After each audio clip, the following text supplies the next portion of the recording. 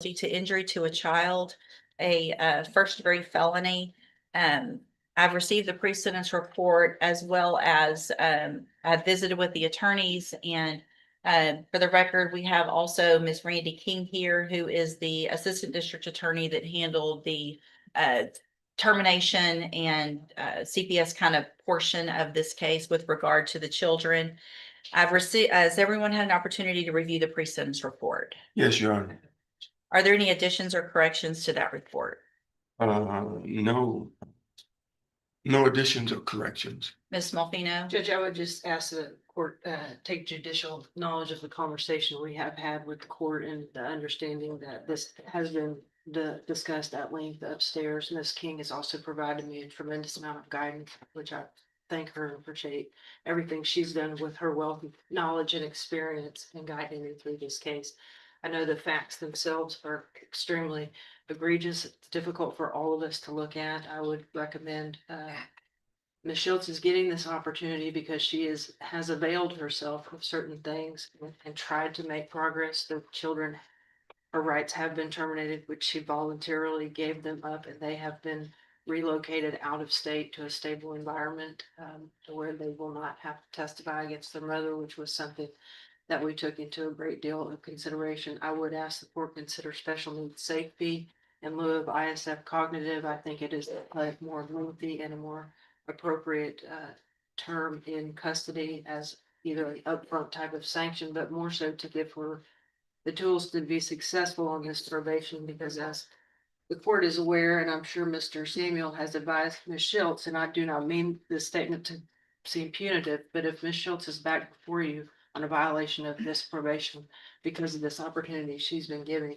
the amount of time that the state will be asking for will be overwhelming. Thank you, Ms. Smolfino. Anything, Mr. Samuel? Yes, Your Honor. I understand the position of the state. However, I have to look at things from the position of the individual. The pre-sentence investigation report shows that she has no prior criminal history. It shows that she has no drug problem. There is a question about the alcohol. However, we believe that that can be done without the need of the inpatient treatment of the ISF. We believe that she's finally working. That is one of the most important things that she has to deal with in what she's gone through. She's experienced the trauma of relationships, and I think all of that is stated in the pre-sentence investigation report. But what you do not hear is the experience with the other partners of the children. She has carried this burden. She has tried to do the best that she could at the time. She's educated, she has a degree, but she has not been able to find employment. She's finally working, and we just ask that this be held in advance for at least 90 days. That will show if there's an alcohol problem. That will show if there are other problems that she's experienced. She has been to a mental health specialist for counseling, and she will get with them again. And we believe that if that is a part of the order for mental health compliance and conditions, she can do that. But let her prove to the court that this is not just her as it is today. This is a result of everything that she's experienced in her life at this point. I just pray that the court will have mercy on her and give her that opportunity. Well, Ms. Schultz, you're getting mercy today. You're getting mercy from these ladies as well as myself, if I go along with this agreement. Mr. Samuel has worked very hard and is very passionate about helping you, and I appreciate that. My position on this is based on a couple of things. One, the horrendous nature of this offense and what you put all of your children through, all 10 of them, is beyond anything that I have seen in 30 years of practicing law. 30.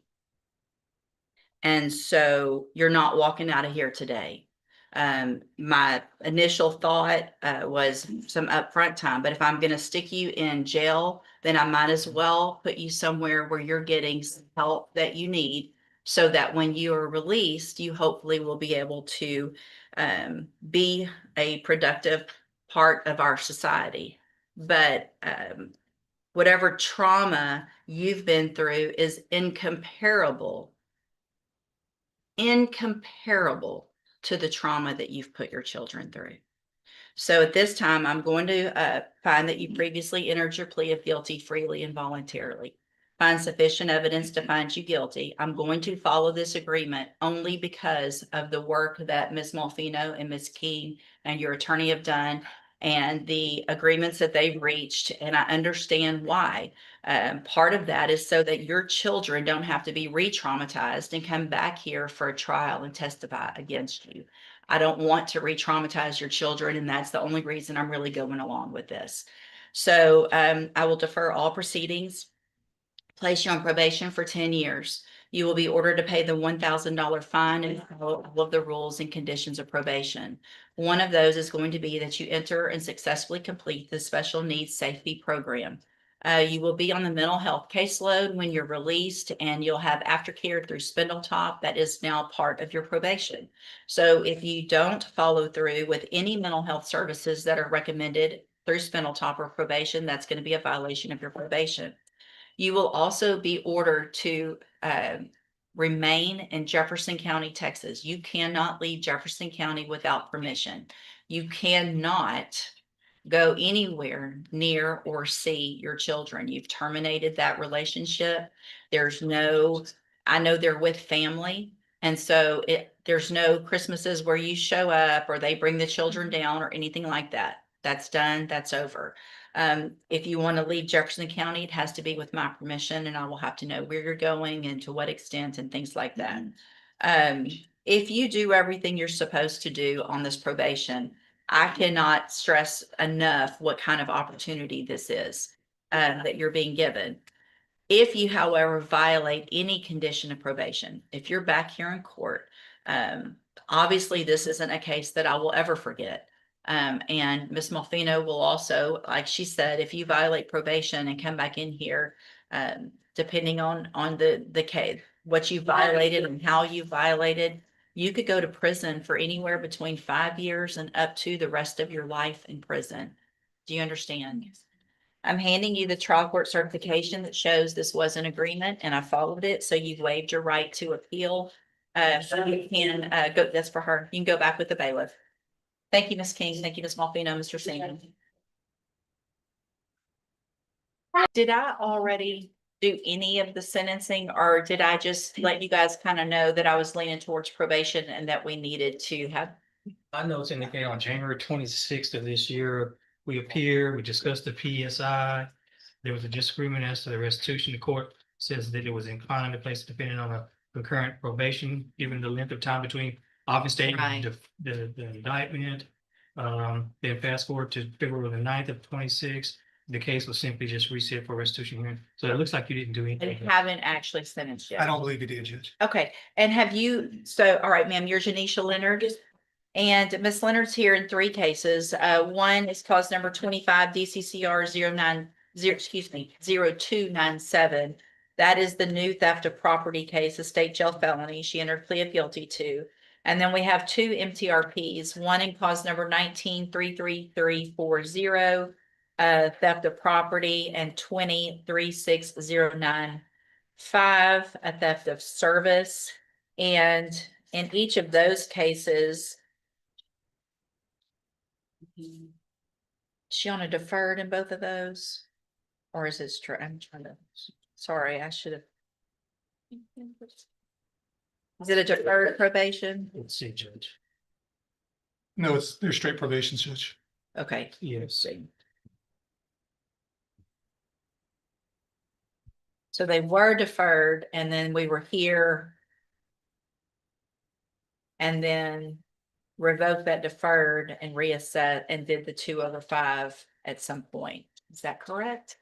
The last information I have in my files is she was on a straight post conviction probation. I don't know if she initially was on deferred or not. Yeah. I don't okay. know. All right.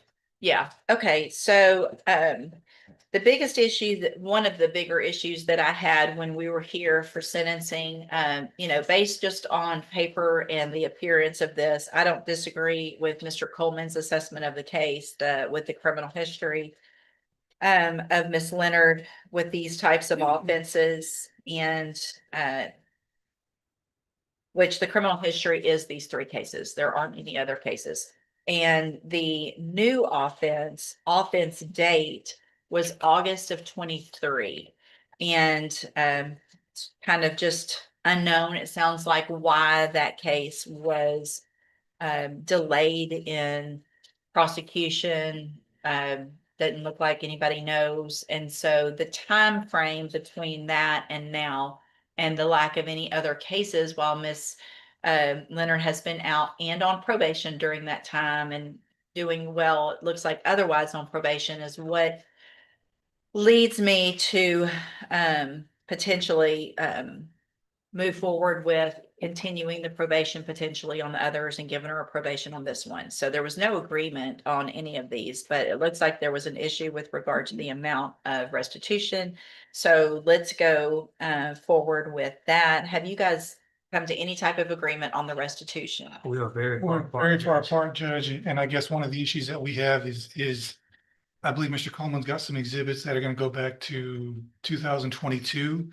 I would object to looking at anything outside the range in the indictment. The indictment goes from August 23, we'll get to the exact dates, Let me get it pulled up as well. August 24th, 23 to September 4th, 23.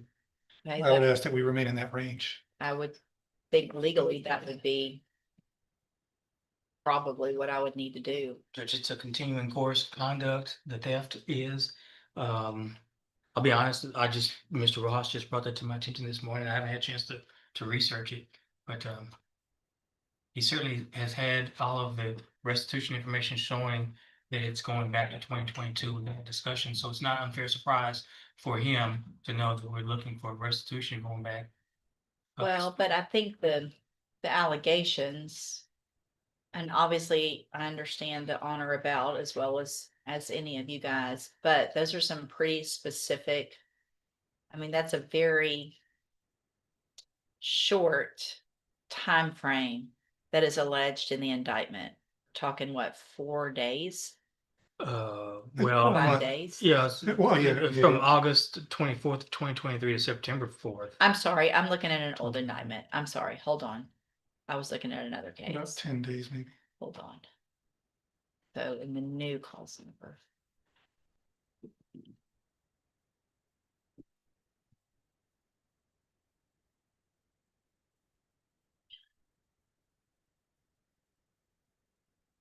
So yeah, this one is.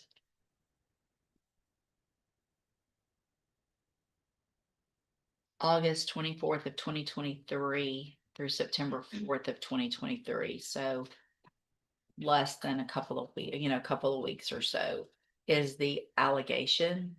And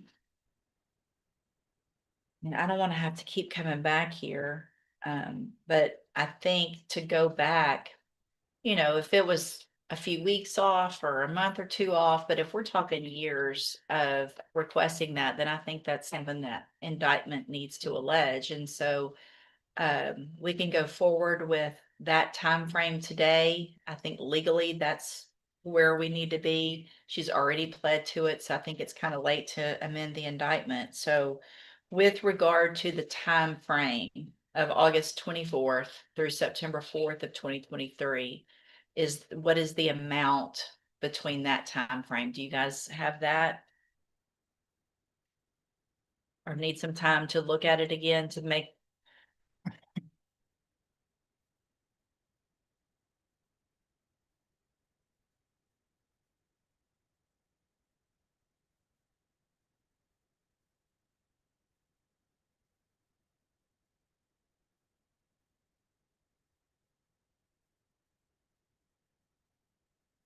And I mean, and the unfortunate, I mean, I want to make sure you guys know how I am. If someone has had something stolen, I want them made whole as much as possible. I just don't think we can go back Sure, Judge. that far legally. So I want to make sure that the victim understands that as well, that we've got kind of a limited time frame here that we need to move forward on. If I'm gonna order restitution and probation. Y'all need a minute to do some math? Just a on- quick minute, just. Yeah, y'all, some go ahead, dates. y'all have a seat based on, I guess, that. See if there's something you guys agree to as far as that time. Just based on an on or about date, and they understand that the court's willing to kind of go back a number of weeks. I've got receipts to go back as far as, I believe, August the 9th of 2023. I don't know that that would necessarily be, uh, I think that that would be enveloped in the on or about. I mean, I wouldn't disagree with that. so So August 9th, 2023. And then what was the last? the last. Is one that the was- September 4th the- date? The last one is, I don't want to misquote. Let's see here. September the 4th is the last day. All right, so you guys figure out what between August 9th and September 4th of 2023 number is and see if there's an agreement on that number. So, Mr. Ainsworth, you tested positive for marijuana. When's the last time you smoked marijuana? The week of New Year's. I don't believe that. When's the last time you smoked marijuana? It was the week of New Year's, but like 38 periods. So you smoked a lot? More had, I wouldn't say I smoked. I had asthma. I can't really smoke. I did have just 3 days in a row. You did what, 3 days in a row? Edibles. Yeah, I take accountability for that. Well, I appreciate that, but you're here on a felony. And you're waiting on sentencing on a felony. Where you're getting this great deal with the deferred probation and you make such a dumb decision. How old are you? So,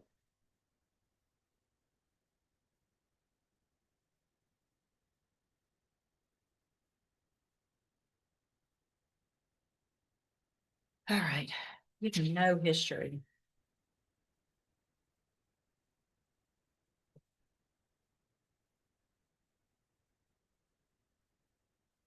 All right, here's what I'm gonna do, Mr. Ainsworth. I'm going to find that you previously entered your plea of guilty freely and voluntarily. I'm going to, excuse me, find sufficient evidence to find you guilty. I'm going to follow the agreement that you made with the district attorney. I'm going to defer all proceedings and place you on probation for 4 years. You're ordered to pay a $500 fine and to follow all of the rules and conditions of probation. One of those is going to be, well, a couple of things. One, I want a substance abuse evaluation done just to see if there's any underlying issue that needs to be taken care of. And if so, whatever treatment they recommend, that's what you have to do. In addition, I am going to order that you wear a drug patch for some amount of time between now and whenever probation feels like it's been long enough. You need to have that drug patch on within 24 hours. If it tests positive, which I understand that it may this first time because there's obviously still something in your system. But those drug patches also give a quantity, not just a positive or a negative. And so that quantity should be going down. Do you understand? If it's staying the same, if it's going up, then I have no choice but to believe that you are using marijuana again. We're going to end up, what I'm going to do is if there's a positive drug patch, probably after the first one or so, I'm gonna let probation work on this, then I'm ordering right now that you enter and successfully complete the substance abuse track of the ISF program, but I'm going to hold that in abeyance. So let me explain what that means. ISF is a 90-day in custody treatment program. I'm not going to make you go today, but if you test positive for marijuana, again, probation doesn't have to come to me. All they have to do is send a paper over. I sign it. There's a warrant issued for your arrest. You go into custody and then you go to that treatment program. You understand? So this opportunity is an excellent opportunity that you're being given today because you don't have a felony conviction on your record. You'll never be a convicted felon if you successfully complete this probation. At the end, the case is actually dismissed. If you violate though, you could be brought back into court, found guilty, so you become a convicted felon, which will ruin your life in many ways. And you could go to prison for between 2 years and up to 10 years. Do you understand? So if you're, whatever it is, edibles, smoking, whatever, even if you think it's not the illegal kind or whatever, if you test positive, you don't need to use anything at all that could potentially test positive for THC. Do you understand? If you're having issues with that and there's some type of issue, then you need to talk to probation. Because if you ask for help up front, they might get you some outpatient treatment instead of this ISF. But if you don't and you test positive, you're gone. Okay. All right. I'm handing you the trial court. Sorry, gonna hand you the trial court certification. That will show that this is an agreement that I followed, and so you waived your right to appeal. You need to have a seat here in the courtroom. Probation will call you up when they're ready to go over your paperwork. Good luck to you, sir. Just anywhere in the court. She's gonna call you up to her desk, so just listen for your name.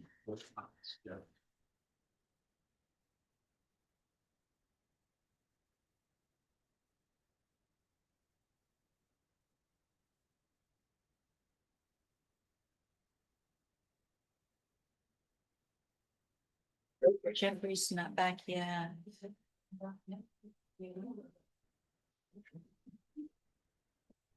Okay, Mr. Kevin Lane on Ahmad LeBlanc.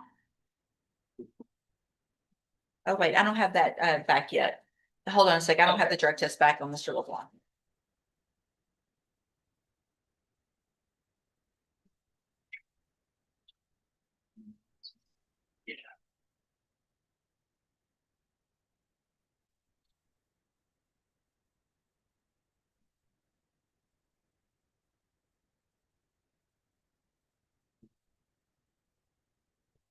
All right, Miss August, come back up, ma'am.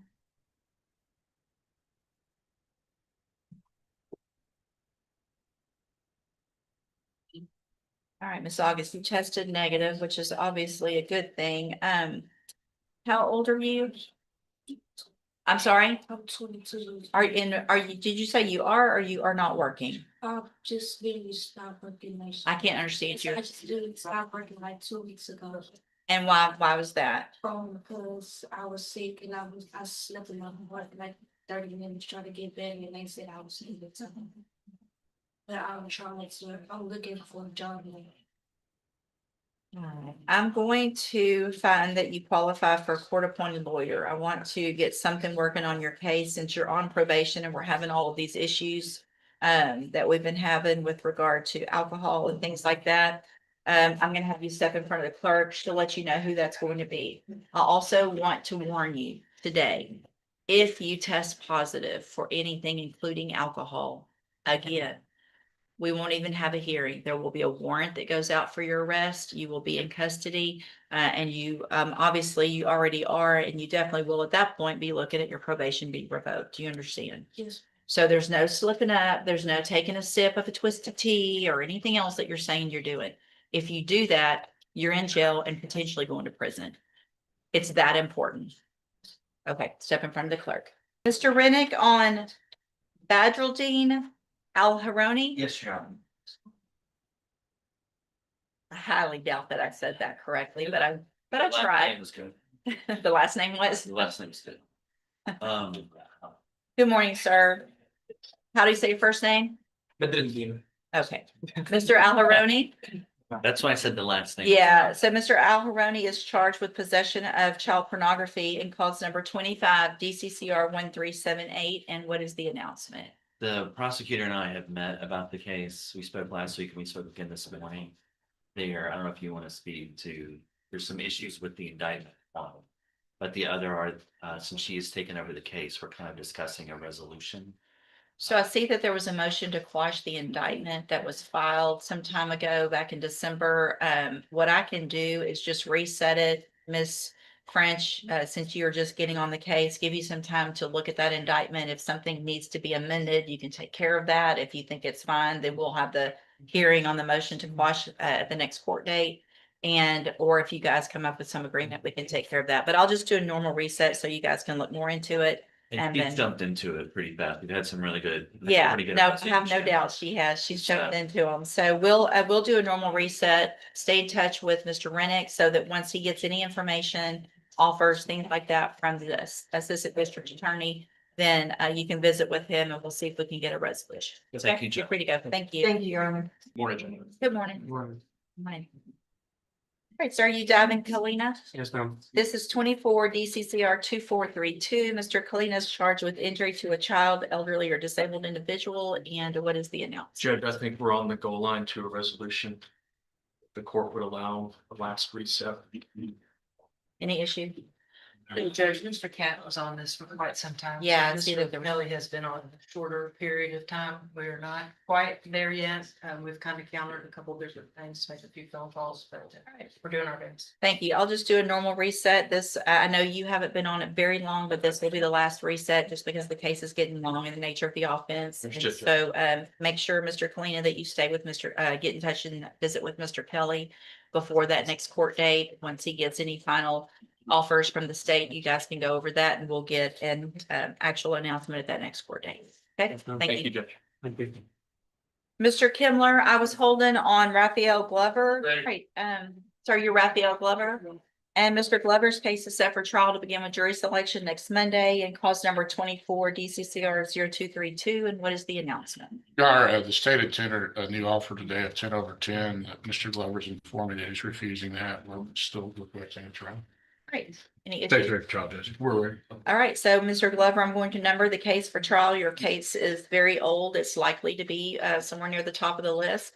After today, I will not accept this agreement. So you have every right, obviously, to have a jury determine if you're guilty or not. If they find you guilty, what your punishment is. But after today, we're not going to come back and do a probation tomorrow or Monday afternoon at the last minute. Today's the day for that, okay? All right, stay in touch with Mr. Kimler and your bondsman, and we'll see you back next Monday at 1 o'clock. Okay, good morning. Morning. Good morning, sir. You Brian, is it Barrier? And Mr. Barrier was previously in court, entered a plea of guilty to the third-degree felony offense of placing a serial number with intent to change the identity. I've received that pre-sentence report and reviewed it. Have you all had an opportunity to review that? Yes, Your Honor. Yes, Your Honor, we have. Any additions or corrections? No, Your Honor. Not from state judge. All right, sir, I'm going to find that you previously entered your plea of guilty freely and voluntarily. Find sufficient evidence to find you guilty, and at this time, follow the agreement that you made and find you guilty of placing a serial number with intent to change identity. Sentence you in accordance with your agreement to a term of 3 years in the institutional division of the Texas Department of Corrections, but that will be suspended. You'll be placed on probation for 3 years. You're ordered to pay the $500 fine and to follow all of the rules and conditions of probation. If you do that, then for all practical purposes, your case here in court is over and you'll be able to serve that 3-year sentence while you're out on probation. The other side of that, however, is if you violate any condition of probation, you can be brought back into court and you could be facing that 3-year sentence that you've already agreed to. Do you understand? I'm handing you the trial court certification that shows that this was an agreement that I followed, and so you've waived your right to appeal. I also handed you a written admonishment regarding your ineligibility to possess a firearm or ammunition. Because of the judgment entered against you, you're ineligible under Texas law to possess a firearm or ammunition. Possession of a firearm or ammunition could lead to charges against you. If you have questions about the laws that make you ineligible to possess a firearm or ammunition, or about how long that lasts, you can talk with Mr. Smith. All right, good luck to you, sir. If you'll just have a seat here in the courtroom, probation is going to call you up to her desk when she's ready to go over your paperwork. All right, good luck. And then you've got Cedric Franklin sentencing, Mr. Smith. Yes, Your Honor. Good morning, sir. You Cedric Franklin. Morning, fine. And Mr. Franklin, before I go forward with your sentencing, there was a couple of concerns I had with regard to maybe some previous drug use. I'm going to have you tested this morning before we go forward with sentencing. Have a seat in the jury box and we'll get that done. And then we'll go forward with sentencing. Fabian Hall sentencing, Mr. Smith, obviously about the decision making. So what I'm going to do, Mr. Hall, I'm going to follow the agreement that you're making, but I'm going to add, and I had already gone through all of that, correct? Yes. So in addition to the 7 years deferred probation, the $1,500 fine, the parenting class following CPS orders and all of that, I'm going to order that you enter and successfully complete the substance abuse track of the ISF program. Yes, ma'am. That means you will go into custody today. And you will complete the ISF program, and when you get out, you will do JCDI as your aftercare, which is an outpatient treatment program. Obviously, if you are doing and around people that are smoking marijuana and you've got 4 kids living with, where were your kids yesterday at the barbecue? Were they with you all? No, there was They were. the mom. So instead of being the good dad that you're saying you are, you're out at a barbecue without your family. No, the family was there, not around me though. Okay, so your Around kids them. were there, but they weren't around the people Yeah, smoking no. marijuana. Okay. That sounds ridiculous, doesn't it? No, I'm being honest. I'm serious. Okay, There was well, none. you're gonna enter again, we're gonna hopefully get some better decision making done. If not, you're gonna end up back in here if Yes, you ma'am. violate any condition of probation, if Yes, you ma'am. test positive for marijuana, if you violate any of these other rules, you'll be back here in court and you'll be looking at a Mhm. sentence between 2 years and up to 10 years. Yes, ma'am. I'm handing you the trial court certification that shows this was an agreement that I followed, and so you've waived your right to appeal. You probably, you're gonna go with the bailiff. I think have a seat in the jury box so probation can go over that paperwork. All right, go back with the bailiff, sir. Jeez, how many is that? They're gonna have a lot of shackles back there. Okay, good. Mr. Galmore working on styles. I'm waiting on Mr. Jeffries. We might want to send a message, make sure Mr. Jeffries remembers he needs to come back over for Mr. Gomez. Let's see these next. Thank you. Ms. Malfino, this is Christian Ainsworth sentencing. Mr. Ainsworth, I have a notation here. I'm gonna have you drug tested this morning here in court before we move forward. If you'll please have a seat in the jury box, we'll get that done and let you take care of your sentencing. Have a seat in the jury box. Miss King is here, Judge. I just want to say what I'm sorry. I'm gonna, yeah, I'm gonna hold that for just a second. I want to visit with you guys. Okay. Mr. Rojas, you've got Tashawn Bass, 2 cases.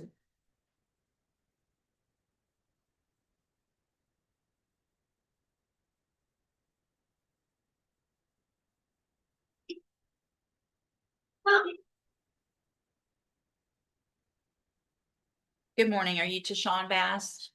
And Mr. Bass is charged in each of his cases with aggravated assault, aggravated sexual assault of a child in cause numbers 25 CCR 0832 and 0833. And Mr. Rojas, what is the announcement?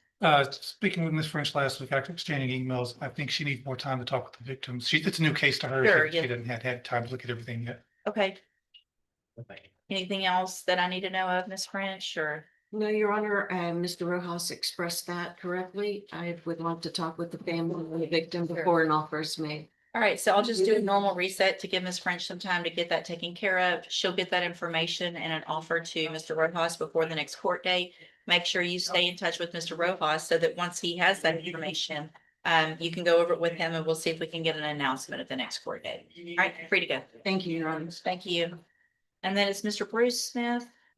All right, Christopher Stiles, Mr. Galmore. Sure.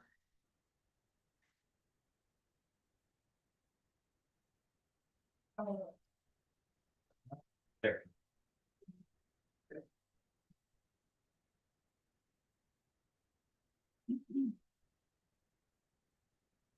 Good morning, sir. Are you Christopher Stiles? And Mr. Galmore, will your client waive the formal reading of the indictment? You will, Your Honor. I'll take it. Sorry. Mr. Stiles, in cause number 25, DCCR 0594, you're charged with the state jail felony offense of abandoning or endangering a child from April 28th of 2025. And how did you plead to that charge? No contest.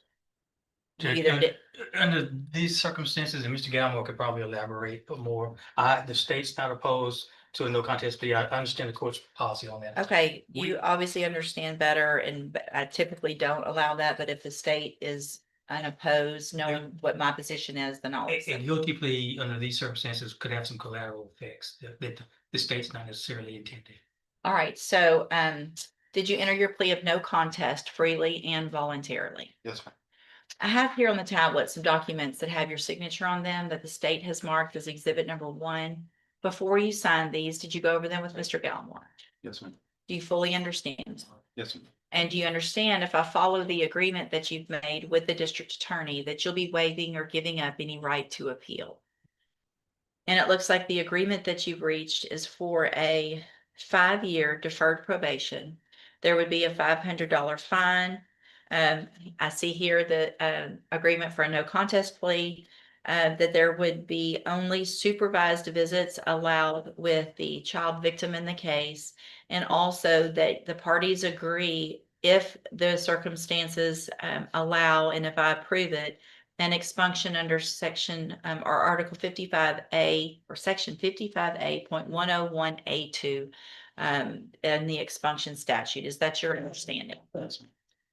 Do you also understand, if you're not a U.S. citizen, that a plea of guilty or no contest may result in your deportation, exclusion from admission to the country, or denial of naturalization under federal law? Yes, ma'am. State tenders number one. No objection. It's admitted. Is there any evidence that Mr. Stiles is not competent? No, Your Honor. All right, sir, I'm going to find that you entered your plea of guilty freely and voluntarily. Find that you're mentally competent and you understand the nature and the consequences of that plea. Find sufficient evidence to find you guilty. However, I'm going to reset your case for sentencing so that the probation department can do a pre-sentence report. That'll give me more information about you and your case, and then we'll come back for sentencing later. You need to stop and talk to probation on your way out of the courtroom today, and she's sitting at that desk right over there. All right, we'll see you back at Thank you, Judge. sentencing. Thanks, Judge.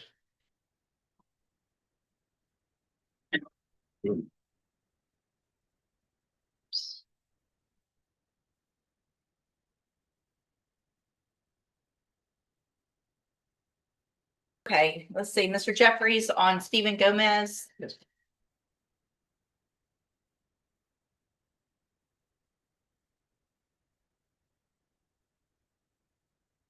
And for the record, Ms. Tucker's here. So Mr. Gomez tested negative. There's just, and I don't know what's going on. Obviously, lots of people are on drug patches and not testing positive as often as Mr. Gomez is. I appreciate the hair follicle test, but the only thing I can think, Ms. Tucker, is, so is he still in JCDI? Yes, ma'am. He Okay. still is. Can we do weekly UAs? He's actually on UAs. He is as on well. random UAs. Yes. Okay, so I guess what I would say at this point is let's continue that. And if there's any other issue, let me know. He's tested negative in court. I know a couple times at least. Obviously there's something going on that we need to figure out with the drug patch, because people don't just randomly test positive for meth on the drug patches. So continue doing what you're supposed to be doing on JCDI. And Ms. Tucker, if anything else happens, the only thing I know is just to let me know and send something over, and we'll have to figure it out at that point. Yes, ma'am. If there's something, and I don't know what all could cause a positive drug screen, if there's anything else that's going on in Mr. Gomez's life, but y'all might need to look into that. I'm sorry. I'll just, So, if there's something else that could potentially cause that positive, that needs to stop, whatever it is, even if it's not something illegal. I don't know what it could be, but it's time to kind of dig further into lifestyle and what's going on. Every single thing that is being put into your body needs to be kind of adjusted and discussed with your probation officer so that we know what's going on and why you're testing positive. Okay. we've done all that. We've, Well, I don't need any more. I just work with Miss Tucker because there's something going on. Okay, so I'm not putting you in custody. We're not filing a motion to revoke your probation, but something is going on to cause this. One drug patch that tests positive, I would say, okay, there could be an issue with the patch, but consistent issues, something is happening. Something's in your body that's making it test positive, whether it's illegal meth or some other supplement or food. I don't know. I'm just saying it's time to figure it out. Okay. yes, All right. You can go. Thank you. Thank you. Your Honor. Thank you, Mr. Jeffries.